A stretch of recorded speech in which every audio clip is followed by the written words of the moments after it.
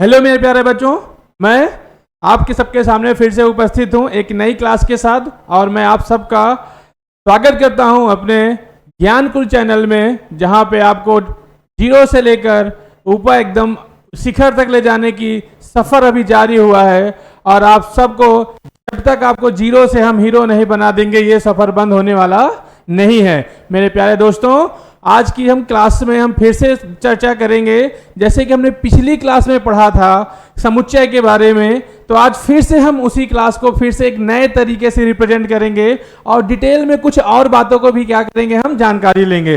जैसा कि कल हमने डिस्कस किया था कि समुच्चय क्या है, उसका निरूपण कैसे करते हैं और कैसे हम सीखते हैं कि समुच्चय को बनाते कैसे हैं, उसमें कुछ टर्म्स को भी हम समझे थे। तो उन्हीं बातों को आज आगे समझते हुए हम फिर से एक नई क्लास में आप सबका स्वागत करते हुए जल्दी से अपने दोस्तों को ये सेशन शेयर करिए, उनको जोड़िए और फिर से हम इस सेशन को शुरू करते हैं। और एक नई एनर्जी के साथ, आपको एक नए ऊर्जा के साथ, ऊर्जा ही एकदम एनर्जेटिक रह के पढ़ना है। एकदम आपको एकदम जीरो लेवल से, एकदम से जीरो लेवल से आपको पढ़ाया जा रहा है। ऐसा किसी भी कहीं भी आपको ऐसा देखने को नहीं मिलेगा जहां पे आपको इतना जीरो लेवल से, जहां आपको सिर्फ हाथ पकड़ कर एक एक चीज करवाने वाला काम किया जा रहा है। ठीक है ना? तो चलिए आज हम फिर से एक सेशन को शुरू करते हैं, एक दमदार धमाकेदार सेशन का, जिसका नाम है समुच्चय। समुच्चय में हम बेसिक बातों की बात कर रहे हैं, उसका हम बेसिक सी बातों की बातें कर रहे हैं, जिसमें हम पढ़ रहे हैं समुच्चय क्या है, समुच्चय का निरूपण कैसे करते हैं, इन सब बातों की जानकारी हम लेते हैं। तो मेरे प्यारे बच्चों, मैंने कल आपको जो चीजें बताई थी वहीं से फिर से शुरू करते हैं। जैसा कि हम कल आपको बताए थे समुच्चय के कुछ निरूपण करना, तो मैं आपको सिर्फ वहीं से शुरू करता हूं जहां से कल आपको छोड़े थे। ठीक है ना? चलिए शुरू करते हैं। एक क्वेश्चन के साथ मैं आपको शुरू करता हूं। जैसा कि एक क्वेश्चन है, आपको मैं पूछता हूं आपसे कि बताइए वो क्वेश्चन क्या है। जैसे मैं आपसे क्वेश्चन रिप्रेजेंट कर रहा हूं, देखिए हमारा प्रश्न है, प्रश्न क्या है देखिए, एक संख्या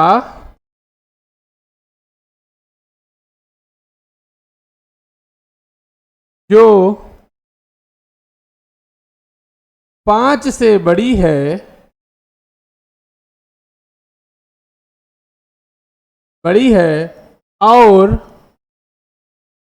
और 15 से छोटी है। 15 से क्या है बच्चों? छोटी है। तो उसका समुच्चय क्या बनेगा? छोटी है तो उसका समुच्चय बताइए, उसका समुच्चय बताइए।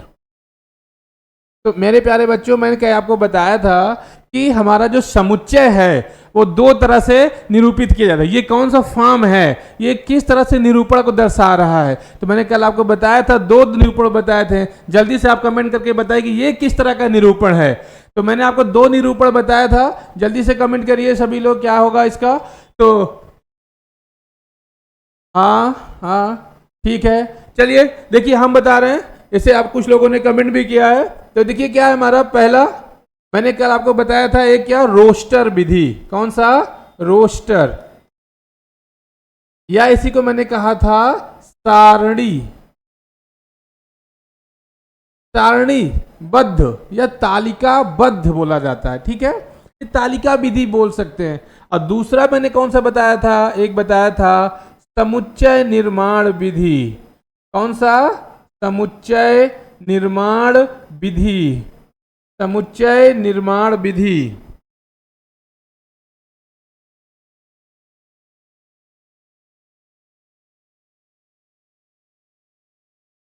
समुच्चय निर्माण विधि। तो मैंने कल आपको यहीं से चीजों को खत्म किया था, तो आज फिर से हम यहीं के सेशन को शुरू करते हैं। ठीक है ना? एकदम बेसिक से, जैसा कि आप चाहते हैं, आपके हिसाब से क्लास एकदम चल रही है, एकदम भौकाली। ठीक है ना? आप जीरो से पढ़ना चाह रहे हैं, एकदम जीरो से पढ़ा रहे हैं, ताकि आपको एक एक बातें समझ में आ जाएं। यहाँ से आपको इस चैनल से आपका एक एक सिलेबस, एक एक नंबर का क्वेश्चन कराया जाएगा। इस टॉपिक से या इस चैप्टर से या पूरे चैप्टर की बात कर लिया जाए तो आपके एग्जाम से बाहर आने वाला ऐसा कोई भी क्वेश्चन नहीं होगा जो आपको यहाँ देखने को ना मिले। तो चलिए बात करते हैं, तो ये कौन सा फॉर्म है, तो ये तो हमारा कैसा फॉर्म है, ये कैसा है, रोस्टर है।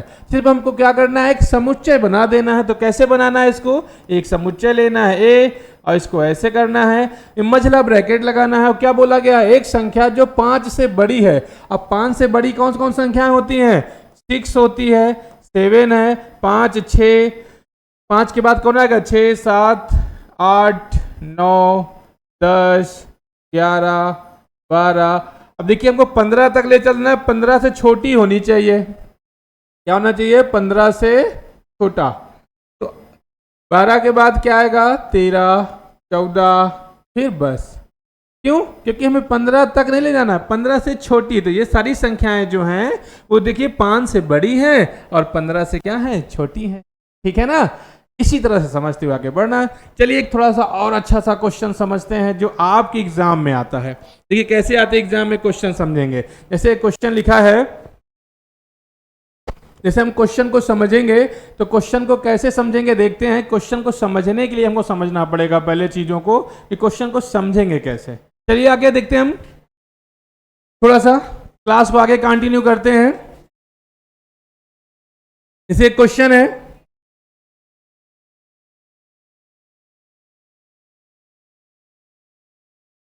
समुच्चय ए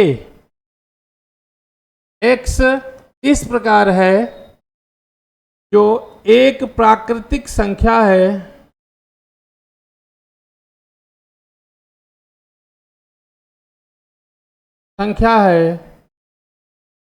किंतु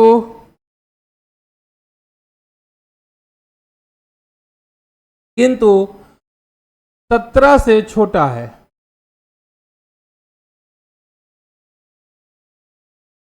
क्या है, छोटा है। ये कर्ली ब्रैकेट बंद कर। ये कौन सा फॉर्म है, चलिए सब लोग बताइए जल्दी से, किस निरूपण में लिखा हुआ है। हम इसकी बात करेंगे तो किस निरूपण में ये लिखा हुआ है। सबसे पहले हम यही देखेंगे समुच्चय का किस तरह का निरूपण है। मैंने बताया था कि जब हमारा कोई भी सवाल किसी मझले ब्रैकेट के अंदर लिखा रहे, किसमें लिखा रहे, मझले ब्रैकेट के अंदर लिखा रहे। जिसे मझले ब्रैकेट के अंदर लिखा हुआ है, मझले ब्रैकेट के अंदर लिखी हुई चीज को हम किस तरह का निरूपण बोलते हैं, उसको बोलते हैं समुच्चय निर्माण, समुच्चय निर्माण विधि। क्या बोलते हैं, समुच्चय निर्माण विधि। ठीक है ना, तो ये हमारा किस विधि का हो गया, समुच्चय निर्माण विधि। अगर इसी को कहेगा क्वेश्चन कि समुच्चय ये दिया है, इसी को रोस्टर फॉर्म में बदलिए, तो रोस्टर फॉर्म में लिखने के लिए बोलेगा क्वेश्चन। तो कैसे बदलेंगे, तो इसका रोस्टर फॉर्म कैसे बनेगा, तो रोस्टर रूप में क्या लिखना होगा, हमको रोकना है तो रोस्टर रूप में, या कह देगा सारणी के रूप में लिखिए। तो कैसे लिखेंगे बच्चों, देखिए a इज इक्वल टू, हम देखेंगे क्या, x एक इस प्राकृतिक संख्या है किंतु 17 से छोटा है। तो 17 से छोटा है का मतलब क्या हुआ, एक प्राकृतिक संख्या। तो 1 2 3 4 5 6 7 8 9 10 11 12 13 14 15 16। अब ऐसे करके हम क्या कर देंगे, कामा लगाते हुए लिखते चले जाएंगे, हमारा क्या बन जाएगा, क्वेश्चन बन जाएगा। चलिए क्वेश्चन और करते हैं जल्दी से और नया सेशन शुरू करते हैं। इसके आगे फिर नया टॉपिक नया तरीके से। तो क्वेश्चन ये है, इसे कहा जाएगा एक्स स्क्वायर 5x प्लस 6 के मूलों का समुच्चय, या मूलों को रोस्टर फॉर्म में लिखिए। ये देखो, मूलों को रोस्टर फॉर्म में लिखिए, रोस्टर रूप में लिखिए। फॉर्म मतलब रूप में लिखिए। इसी तरह के क्वेश्चन आपके एग्जाम में पूछे जाएंगे, एक एक नंबर के क्वेश्चन। तो कैसे इसको करेंगे, देखिए सबसे पहले इसके मूल निकाल। ये कैसे, क्या लिखा हुआ है, ये द्विघात समीकरण है। ये क्या लिखा हुआ है, द्विघात समीकरण है। इसको क्या बोलते हैं हम, ये कैसा क्वेश्चन है, ये द्विघात समीकरण है। क्या बोलते हैं इसको, द्विघात। अब द्विघात को आप सॉल्व करना है तो जानते हैं। सबसे पहले इसको क्या करेंगे बच्चों, हम सॉल्व करेंगे। सबसे पहले हम इसको सॉल्व करेंगे। कैसे सॉल्व करेंगे देख लीजिए। तो सॉल्व करेंगे एक्स स्क्वायर 5x प्लस 6। अब इसका हम फैक्टर करके क्या करेंगे, सॉल्व कर लेंगे। अब कैसे करते हैं आपको पता ही होगा, इसका मल्टीप्लाई करें, किसी भी नंबर में गुणा करने पे 6 आ जाए और उसी नंबर को ऐड कर दे तो 5 आ जाए, तो 3 दूनी 6, 3 और 2 5। तो ऐसे सॉल्व कर लेंगे तो x square 3x plus 2x plus 6 is equal 0। अब इसको कॉमन कर लेंगे दो दो टर्म्स में, दो दो पदों का क्या करेंगे, पेयर बनाएंगे और कॉमन करेंगे। कॉमन का मतलब समझते हैं ना, नहीं समझते हैं? कॉमन का मतलब होता है उभयनिष्ठ चीजों को देखेंगे। उभयनिष्ठ का मतलब है जैसे दो लोगों में क्या चीज समानता दिखाता है, क्या चीज दोनों में होती है। जैसे हम लोग अपने लोग में कंपेयर करते हैं कि जो जैसा मैं हूं वैसे तुम हो, वो एक दूसरे में क्या करना, कंपेयर करना।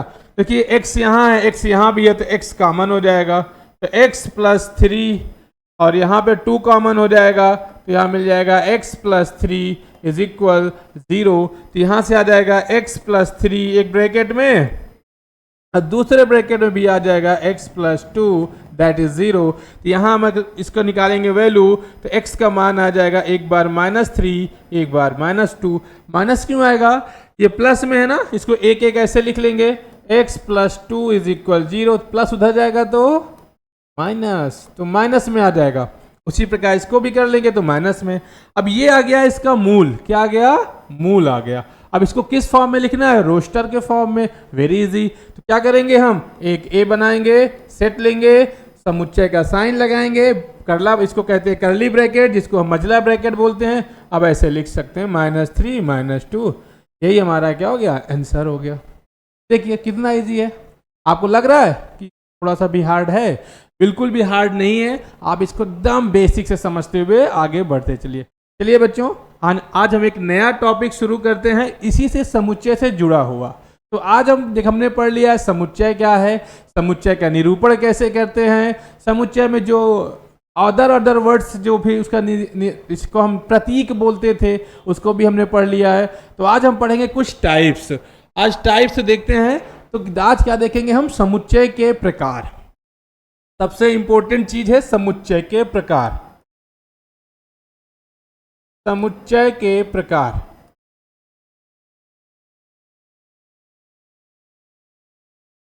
देखिए समुच्चय के प्रकार में हम बात करेंगे, इसके हम मिनिमम कई टाइप्स होते हैं, जिसके जो भी हमारे लिए जरूरी है हम सिर्फ उतना ही पढ़ेंगे। जरूरी में जितनी चीजें पढ़ होती हैं उतना आपको पढ़ाएंगे, ठीक है ना, कोई दिक्कत? ठीक, चलिए आगे बढ़ते हैं हम लोग। जैसे हमारे पास क्या है, समुच्चय के प्रकार। तो समुच्चय के प्रकार में पहला प्रकार आता है रिक्त समुच्चय। क्या आता है, रिक्त समुच्चय। रिक्त, नाम से ही समझ गए होंगे रिक्त का मतलब क्या होता है। रिक्त समुच्चय, इसको इंग्लिश में कहते हैं, इंग्लिश में कहते हैं इम्पटी। इम्पटी सेट, या इम्पटी सेट के अलावा इसको एक चीज और नाम बोलते हैं NUL। कुछ बच्चे इसको क्या पढ़ते हैं जानते हैं ना, नुल पढ़ते हैं। नुल नहीं होता है, नल होता है, नल सेट। ठीक, इसको क्या बोलेंगे, नल सेट, ठीक है ना। अब ये नल सेट होता क्या है, चलिए पढ़ते हैं समझते हैं। तो रिक्त समुच्चय जो होता है वो डिफाइन करते हैं, लिखते हैं हम कि ऐसा समुच्चय, ऐसा समुच्चय, ऐसा समुच्चय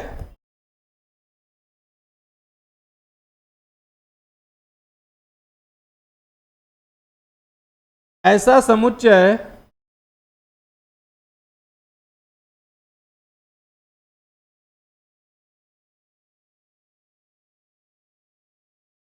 जिसमें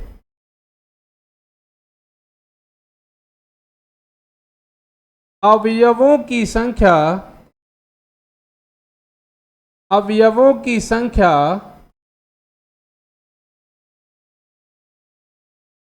जीरो होती है। मतलब अवयवों की संख्या कुछ भी नहीं होती, जीरो हो,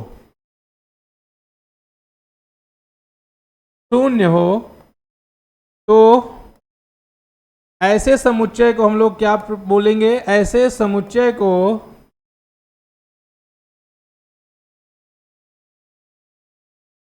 ऐसे समुच्चय को हम लोग रिक्त समुच्चय कहते हैं। क्या कहेंगे, रिक्त समुच्चय। अभी देखिए समझाते हैं, तुरंत समझ में आ जाएगा। रिक्त समुच्चय कहते हैं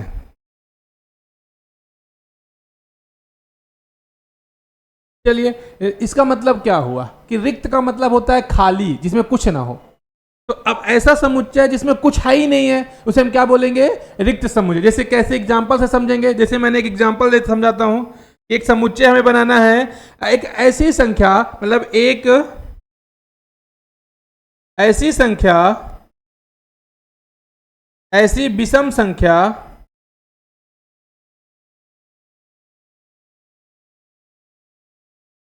जो 2 से विभाजित हो। अब बताइए, ऐसी कौन सी विषम संख्या है जो 2 से भाग करने पर कट जाती है, विभाजित हो? बताइए, क्वेश्चन इसको समूह में बताना है। तो आप जानते हैं ऐसी कोई भी विषम संख्या हमारे पास नहीं है जो 2 से भाग करने पे क्या हो जाए, पूरी तरह से विभाजित हो जाए। तो ऐसी कोई संख्या है नहीं ना। तो इसलिए अब ऐसी कोई संख्या नहीं, तो हम क्या करेंगे? हमारा सेट बनेगा ही नहीं। जब सेट नहीं बनेगा मतलब सेट बनेगा ही नहीं, तो इसका मतलब है उसे हम क्या कहेंगे? रिक्त समुच्चय कहेंगे। क्या कहेंगे? रिक्त समुच्चय। अब इसको कैसे रिप्रेजेंट करेंगे, दिखाएंगे? तो इसे मान लीजिए हम दिखाना, तो एक से ले लेंगे ए इज इक्वल, अब ऐसे करली ब्रैकेट बनाएंगे और खाली छोड़ देंगे, इसके अंदर कुछ नहीं रहेगा। तो ये रिप्रेजेंट करता है रिक्त समुच्चय को। किसको रिप्रेजेंट करता है? रिक्त समुच्चय को। ठीक है ना? कोई दिक्कत? चलिए, समझ में आया? एक एग्जांपल और लेते हैं, समझ में और अच्छे से आ जाएगा। तो रिक्त समुच्चय का मतलब, इसे मान लीजिए ऐसा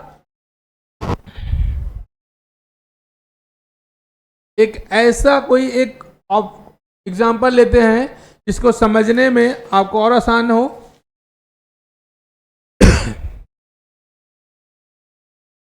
एक सेट लेते हैं हम, x such that x square is equal 4, x such that का मतलब s इस प्रकार है, स्क्वायर इज इक्वल 4, जहां x एक विषम संख्या है।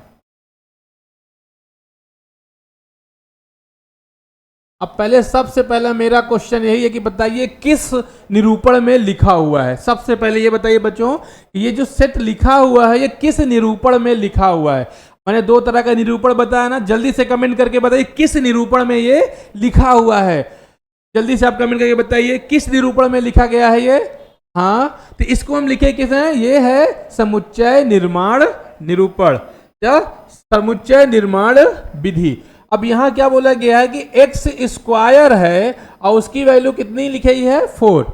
ऐसा कोई भी हो जहां x कह रहा है कि एक विषम संख्या हो, तब बताइए ऐसा कौन सी ऐसी विषम संख्या है जिसका स्क्वायर करने पे 4 आएगा? तो ऐसा पॉसिबल नहीं है। इसलिए ये जो सेट है, ये जो समुच्चय है हमारा, वो कैसा बनेगा? रिक्त समुच्चय बनेगा। तो यहां से a जो होगा वो कैसा बनेगा? खाली बनेगा। ठीक है ना? तो इस तरह से हम रिप्रेजेंटेशन करते हैं किसको? रिक्त समुच्चय को।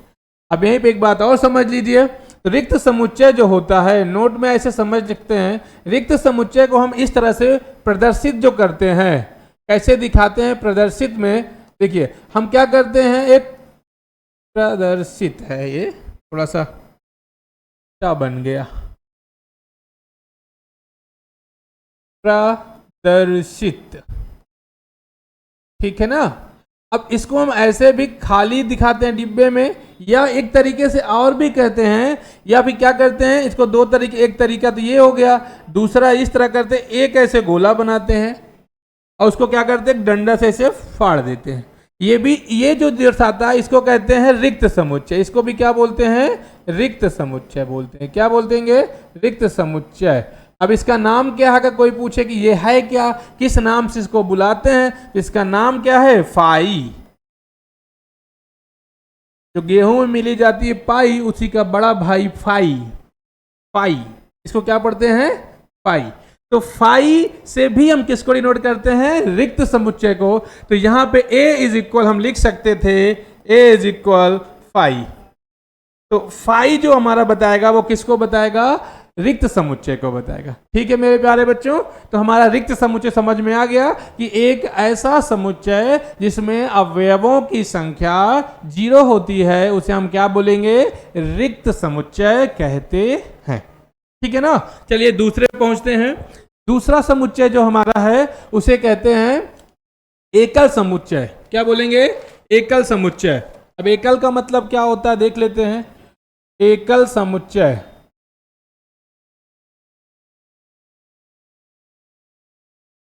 एकल समुच्चय, इसी को हम अगर इंग्लिश में बात कर लें तो इंग्लिश में इसको बोलते हैं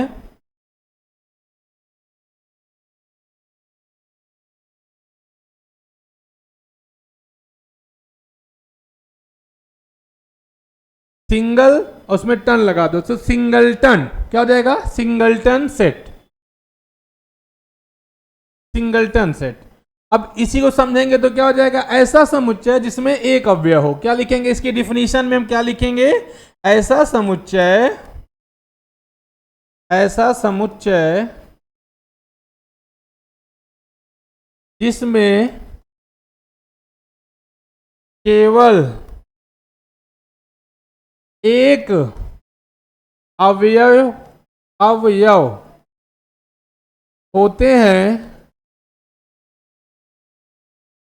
अवयव होते हैं, उसे एकल समुच्चय कहते हैं। ठीक है।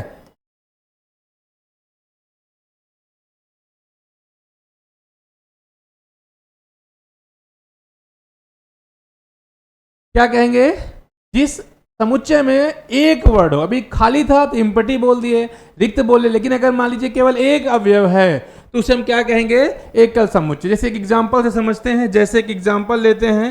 जैसे मैंने कहा भारत की राजधानी बताओ, भारत की राजधानी, सब लोग बोलेंगे क्या है भारत की राजधानी, दिल्ली। तो दिल्ली मतलब क्या है, नई दिल्ली। तो दिल्ली केवल एक ही तो मिलेगा ना। जैसे बिहार की राजधानी क्या है,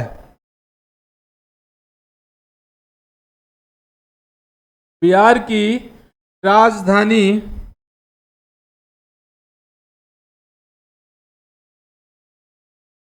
क्या मिलेगी हमको, पटना। तो यहां एक ही वर्ड मिल रहा है, जब एक ही वर्ड मिलेगा तो मतलब इसी को हम किस में बना देंगे, सेट में। तो सेट में जब बना देंगे तो वही हमारा क्या बन जाएगा, एकल समुच्चय बन जाएगा। चलिए और एग्जांपल समझते हैं। ऐसे एक सेट लिया गया है, x such that x belong to natural number but x is less than greater than, और अच्छे थोड़ा रिप्रेजेंट करते हैं।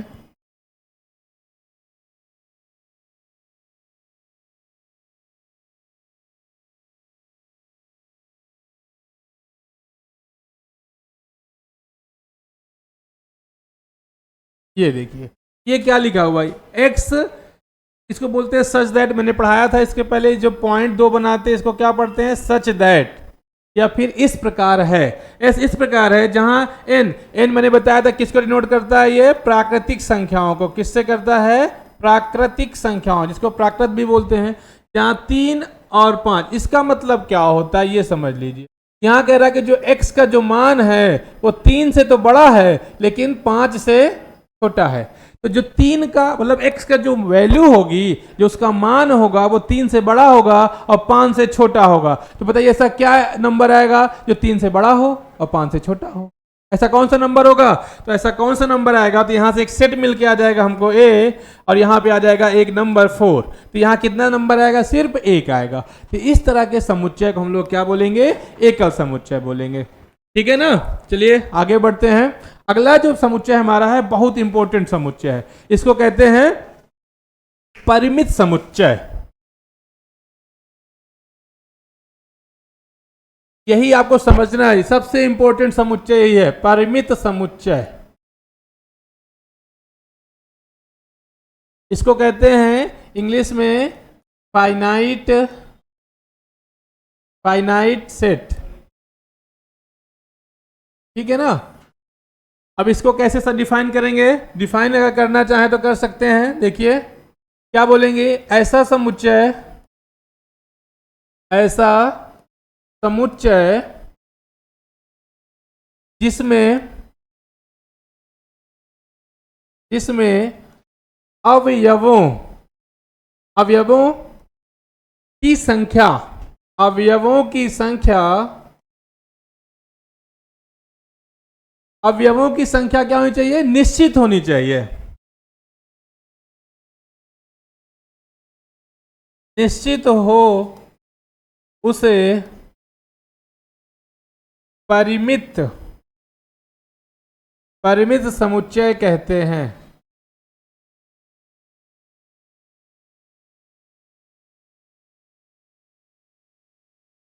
परिमित समुच्चय कहते हैं। देख लीजिए सामने लिखा हुआ क्या है? ऐसा समुच्चय जिसमें अवयवों की संख्या निश्चित हो उसे परिमित समुच्चय कहते हैं। कहने का मतलब एक ऐसा समुच्चय जिसमें दिए गए अवयव निश्चित मात्रा में हो, निश्चित हो, उसे हम क्या बोलेंगे? एकदम से परिमित बोल देंगे। परिमित का मतलब जिसमें एक फिक्स हो, ठीक है ना। जैसे हमारी जो चीजें होती हैं कुछ लिमिट्स होती हैं, फिक्स होती हैं, उन्हीं फिक्स चीजों को हम लोग किस में बात करते हैं? परिमित में बात करते हैं। इसको कैसे डिफाइन करेंगे? एग्जांपल से समझ लें। जैसे एग्जांपल अगर हम समझते हैं तो कोई एग्जांपल आपके मन में आ रहा है? चलिए देखते हैं एग्जांपल कैसे समझेंगे परिमित में। जैसे अंग्रेजी वर्णमाला में स्वरों का समुच्चय। आप जानते हैं कि अंग्रेजी जो वर्णमाला है उसमें समुच्चय कितने होते हैं? सॉरी, अंग्रेजी वर्णमाला में जो स्वर होते हैं वो स्वर कितने होते हैं आपको पता है? निश्चित होते हैं। तो निश्चित है तो क्या बन जाएगा? वो परिमित। तो इसका अगर हम सेट बनाएंगे तो क्या बनेगा? ए, क्या क्या होता है? ए, ई, आई, ओ, यू, ठीक है ना। तो ये हमारा क्या हो गया? एक परिमित समुच्चय हो गया। जैसे महीनों के नाम, अब महीनों के नाम क्या है? 12 ही महीने हैं तो 12 ही महीने आएंगे, तो निश्चित चीजें हो गई। जैसे ही निश्चित आएगा उसे हम क्या बोलेंगे? परिमित बोलेंगे, ठीक है ना। चलिए अगला आता है परिमित का एक बड़ा भाई है अपरिमित। जैसे भाई होते हैं छोटे बड़े, वैसे ये है। तो परिमित से एक और आ गया, कौन? अपरिमित।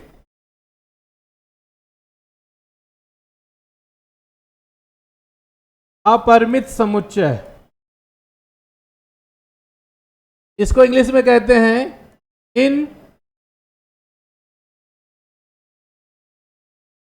इनफाइनाइट सेट, ठीक है ना। इनफाइनाइट नाम से समझ में आ रहा है। अपरिमित का मतलब ही नाम से समझ में आ, जिसकी कोई सीमा ही ना हो, अनलिमिटेड, ठीक है ना।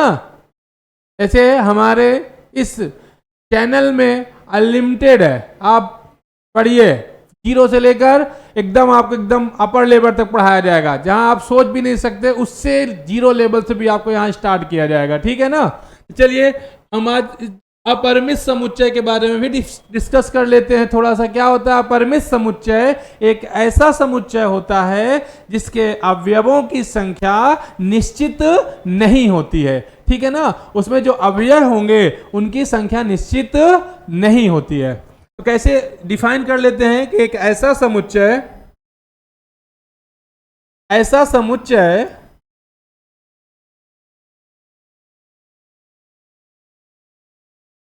ऐसा समुच्चय जिसमें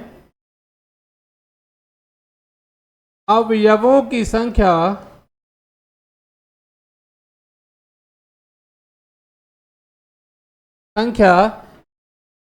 निश्चित नहीं होती है।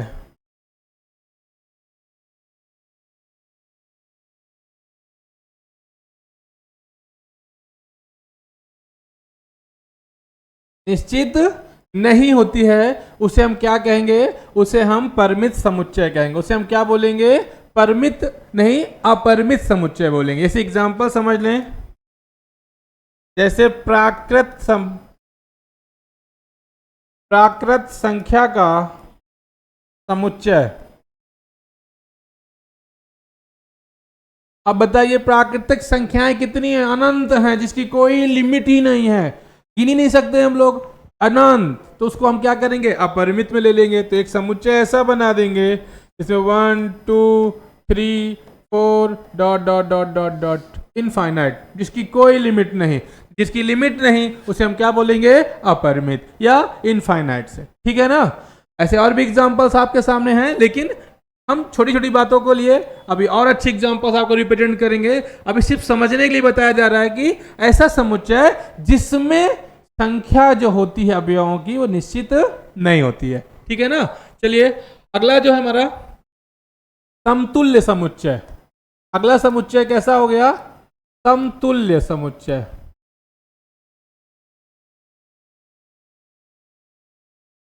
ये भी इंपॉर्टेंट है, इसको कहते हैं इक्विवेलेंट सेट। अब यहां सेट नहीं आएगा, सेट्स आएंगे। सेट्स का मतलब क्या हो गया, अभी तक जितनी चीजों को हम एक एक समुच्चय को देख रहे थे कि जब एक समुच्चय के अंदर जो अवयव को देखेंगे, लेकिन यहां हम दो समुच्चय की बात करेंगे। कितने समुच्चय की बात करेंगे, दो समुच्चय की बात करेंगे। और जब दो समुच्चय की बात करेंगे तो उसमें हम देखना होगा कि समतुल्य, समतुल्य का मतलब होता है जो एक जैसा हो, मतलब एक जैसे होने में और बराबर होने में दिक्कत होती है। इसे देखने में दो हम शकल होते हैं, लेकिन वो उनके हाथ कान नाक सब बराबर होता है, जिसमें डिफ्रेक्ट करने में प्रॉब्लम होती है। लेकिन कुछ ऐसे होते हैं, हम बोलते हैं कि मेरे जैसा है। मेरे जैसा का मतलब क्या हुआ, मेरे अनुकूल है, मेरे समतुल्य है, लेकिन मेरे जैसा एकदम से नहीं है, ठीक है ना। तो ऐसे हम चीजों को यहां समझेंगे। तो एक ऐसा समुच्चय, क्या बोलेंगे, ऐसा समुच्चय जिसमें, अब ऐसा समुच्चय में हम कितने समुच्चय लेंगे, दो समुच्चय। ऐसे दो समुच्चय से कर सकते हैं समझने के लिए कि ऐसे दो समुच्चय, ऐसे दो समुच्चय जिसमें अवयवों की संख्या समान हो, समान हो या फिर बराबर हो कह सकते हैं। हमें नंबर देखना है, बराबर हो उसे समतुल्य, उसे समतुल्य समुच्चय कहते हैं, ठीक है ना। देखिए अभी एग्जाम्पल से सारी चीज क्लियर कर दे रहे हैं। समुच्चय कहते हैं, बहुत इजी है, एकदम इजी है समझना। जैसे देख लीजिए, समझ लीजिए जल्दी से। मान लीजिए एक सेट हमने लिया क्या, ए, और यहां मैंने लिया 1 2 3 4, और एक सेट मैंने लिया बी, और वहां मैंने लिखा ए बी सी डी। अब ये समतुल्य है कि नहीं, कैसे समझेंगे, अब देख लीजिए, काउंट करिए यहाँ कितने सेट नंबर हैं, 1 2 3 4, यहाँ गिनिए 1 2 3 4। यहाँ ये मत देखिए कि क्या लिखा है, नंबर से मतलब नहीं कि 1 2 3 लिखा है, यहाँ ए बी सी डी लिखा है। तो यहाँ अवयवों से मतलब नहीं है, उनका सिर्फ और सिर्फ हम नंबर देखते हैं कि उसमें कितने नंबर हैं। उसमें हम अवयवों की संख्या देखेंगे। अब अवयवों की संख्या हमारी समान है, बराबर है, तो ऐसे समुच्चय को हम लोग क्या कहेंगे, समतुल्य समुच्चय। अब इसको ऐसे रिप्रेजेंट करेंगे कि ए जो है वो समतुल्य है, ऐसे एक साइन बना देंगे समतुल्य का, समतुल्य है बी। इसको कैसे इस तरह रिप्रेजेंट कर देंगे कि ए और बी कैसे हैं, समतुल्य हैं। इसको लिख भी सकते हैं कि समुच्चय ए समतुल्य है, ऐसे इसको लिख भी सकते हैं ऐसे। इसको क्या लिखेंगे कि, लिखेंगे कि हम ये जो हमारा समुच्चय ए है, समुच्चय ए बी के समतुल्य है, ठीक है, समतुल्य है। चाहे हम ये इस तरह लिख दें या फिर इस तरह हम इसको रिप्रेजेंट कर दें। ये जो साइन बनाए हैं, ये साइन किसका होता है, समतुल्य का होता है। तो चलिए हमारा एक अगला और है, इसी के बाद हमारा प्रकार क्या हो जाएगा, खत्म। ये समतुल्य हो गया। हमने आज 5 टाइप पढ़ा दिया। पहला पढ़ाया आपको रिक्त समुच्चय, फिर एकल समुच्चय, फिर परिमित समुच्चय, अपरिमित समुच्चय, और एक पढ़ा दिया मैंने जो अभी बताया समतुल्य समुच्चय। अब एक और पढ़ेंगे हम, समान समुच्चय। समतुल्य और समान में थोड़ा सा डिफेक्ट हो जाता है, होते एक जैसे ही हैं बट थोड़ा सा इसमें समझना है। समान समुच्चय, इसको कहते हैं इक्वल सेट्स। इक्वल मतलब बराबर, सेट्स मतलब समुच्चय। तो यहां भी आप समझ रहे होंगे कि अभी मैंने समान बोला था, अब यहां भी समान आ गया, तो दोनों एक नहीं है, अलग अलग हैं। कैसे समझेंगे देख लीजिएगा। जैसे हम बोलते हैं ना, हम शकल जो होते हैं एक जैसे, देखने में बराबर, आंख कान नाक हाथ मुंह सब कंफ्यूज हो जाते हैं, तो वैसे यहां समान समुच्चय को हम देखेंगे। तो समान समुच्चय एक ऐसा समुच्चय होता है जिसमें अवयवों की संख्या समान हो, संख्या के साथ साथ अवयव भी बराबर हो। ठीक है ना। जैसे समझिए ऐसा समुच्चय, चलिए देखते हैं। ऐसा समुच्चय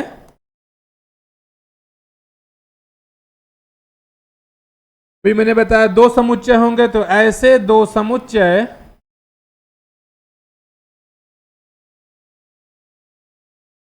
जिनमें अवयव समान हो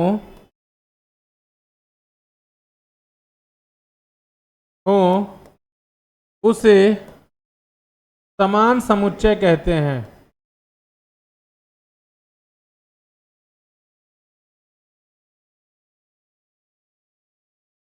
ठीक है ना। इसमें क्या हो, अवयव हमारे समान हो। एग्जाम्पल समझते हैं, जल्दी समझ में आ जाएगा। जैसे मैंने लिया एक सेट ए और मैंने लिख दिया यहाँ ए बी सी डी, और एक सेट और ले लिया है मैंने बी, और यहां मैं दे दिया है बी ए डी सी। अब देखिए यहां मैंने ए बी सी डी लिखा है, यहां बी ए डी सी लिखा, वही सब चीज है लेकिन इधर उधर। तो हमें इधर उधर से कोई मतलब नहीं है। इसमें कितने हैं, 1 2 3 4, 4 अवयव हैं। इसमें भी 1 2 3 4, 4 ही हैं। जो यहाँ ए यहाँ है, ए यहाँ है, बी यहाँ है, बी यहाँ, सी यहाँ, सी यहाँ, डी यहाँ, डी यहाँ, तो दोनों मैच कर रहा है। जब दोनों सेट में, दोनों समुच्चय में अवयव हमारे समान होंगे, समान का मतलब एक दूसरे से मैच खाएंगे, तो उनको हम बोलेंगे कि समुच्चय ए बराबर है किसके, समुच्चय बी के। ठीक है ना। इसको बोलेंगे समुच्चय ए बराबर है समुच्चय बी के। कह सकते हैं ए और बी, समुच्चय ए बी समान समुच्चय है।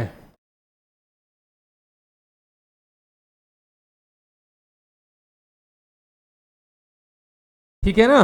तो इस तरह से हम आज 6 टाइप्स पढ़ लिए हैं, जिनमें 6 टाइप्स में हमने बात किया है पहले रिक्त समुच्चय की। सबसे पहले बात किया है रिक्त समुच्चय की।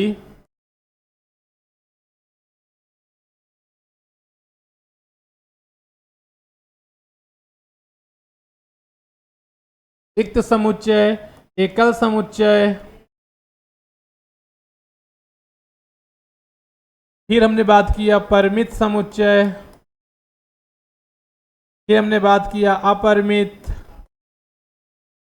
इसके बारे में समझे। फिर उसके बाद आया हमारा समतुल्य, फिर इसके बाद आया हमारा समान।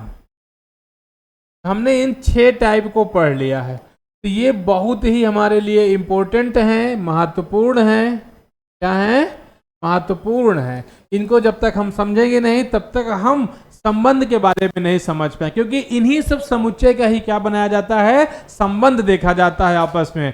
तो ठीक है ना। तो आज हम हमारी क्लास में आज यहीं तक सीखेंगे, और अभी इसी में हम क्वेश्चन भी आपको क्या करेंगे, ढेर सारा करवाएंगे। ढेर सारे समुच्चय आपको दिया जाएगा, जिसमें हम ये देखेंगे कि आप सिर्फ मुझे ये बताएंगे कि कौन सा समुच्चय किस टाइप का है। ठीक है ना। तो आज की क्लास में हम इतना ही पढ़ेंगे। तो मेरे प्यारे दोस्तों, इस सेशन को, इस वीडियो को अपने साथियों के साथ शेयर करें और हमारे चैनल से जुड़ें, ताकि हम आपको और भी अच्छी क्लासेस क्या कर सकें, प्रोवाइड कर सकें। ठीक है, मिलते हैं नई क्लास में नई एनर्जी के साथ।